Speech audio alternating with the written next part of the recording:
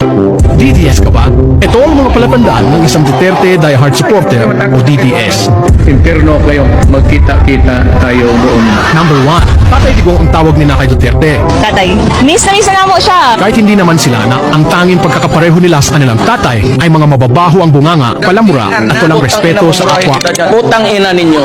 Nobody but nobody. Number 2, ang mga DDS ay may dugo makapili at mga taksil sa bayan. Itong mga DDS ay walang tunay na pagmamahal sa Pilipinas at gaya ng mga Duterte ay wala silang pakialam kung gagawin ng China ang mga teritoryo ng Pilipinas. Gaya ng kanilang idol na si Digong, wala rin silang pakialam kung gawing probinsya ng China ang Pilipinas. Gusto ninyo, gawain na lang ninyo kaming province, Fujian, pati Philippine province of China.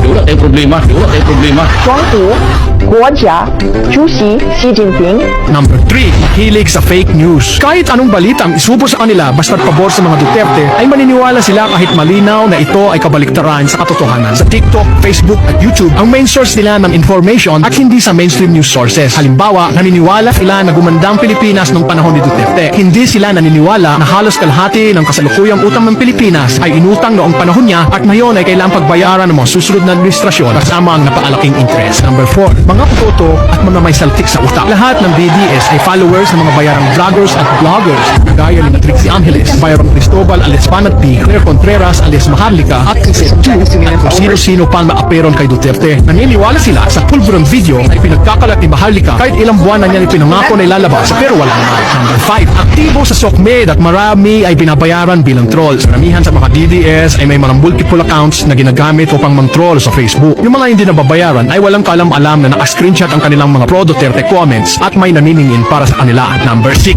mga mangmang at sarado ang utak. Karamihan sa mga DDS ay mga mangmang at kulang sa pinag-aralan kaya di marunong mag-analisa ng mga pangyayari sa kanilang paligid, lalo na sa mga usaping panlipunan. Basta raw pro-Duterte sila at wala silang pakialam kung wala namang talalang ambag ang mga Duterte sa kanilang buhay. Number 7, karamihan sa mga lalaking DDS ay mga manyakis at mga babae naman ay mga haliparot. Itong mga DDS na ito ay yung mga natutuwa pa pag nakikita ng mamanyak ng mga babae si Digong ay yes mga kanor.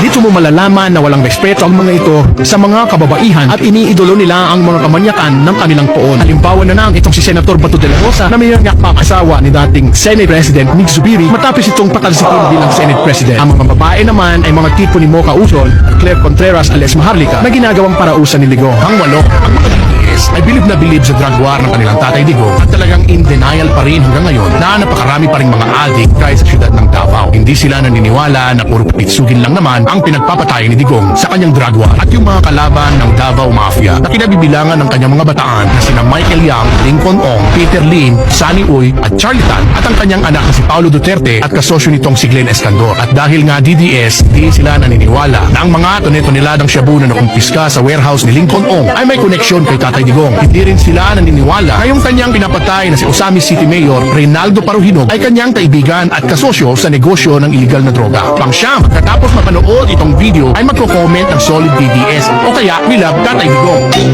Gusto nyo ba makita yung mga ghost DDS? Ito ang video. Ayan, pakita natin sa mga DDS ang farm lab na ginagawa ng kanilang poon. No? Ganyan po. No, kaya feeling nyo marami kayo sa social media. Ayan, 1 milyon. Siguro 1 milyon po ang ano na yan, ang device na yan. Talagang pinonduhan. So, ilang accounts po yan. Automatic po. Kaya magtataka ka, bakit pa ulit-ulit na lang isa na lang sinasabi doon sa comment section?